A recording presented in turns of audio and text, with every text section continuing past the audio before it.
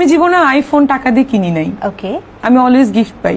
এবারও দুবাই যে গিফট পেয়েছি, এনিওয়ান লাইক আমার ফ্রেন্ডসরা আমাকে দেয়। আমার বাউজের ঘরে বাউজ দেশের মধ্যে মানুষ না খায়া মরে জায়গা হেরে বেলা খালি আইফোন গিফট দেয়, হের পিছে শেখেরা ঘুরে, হেরে শুট গিফট দেয়।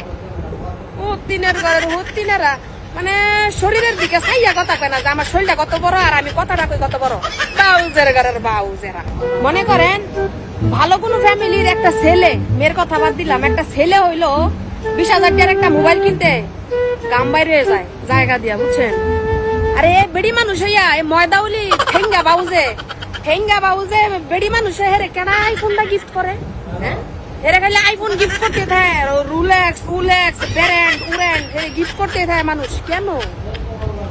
এটার ভিতরে তো কোনো না কোনো রহস্য আছে অবশ্য।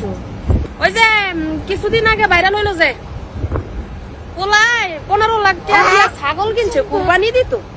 এই কুরবানি দেওয়ার ছাগল 15 লাখ টাকার পিছনে পরে ঘটনাটা দেখছেন নি? কইতে কই আইছে বেশি দিন না, এটারও বাইরে বই বাউদেরও বাইরে ঠেঙ্গে।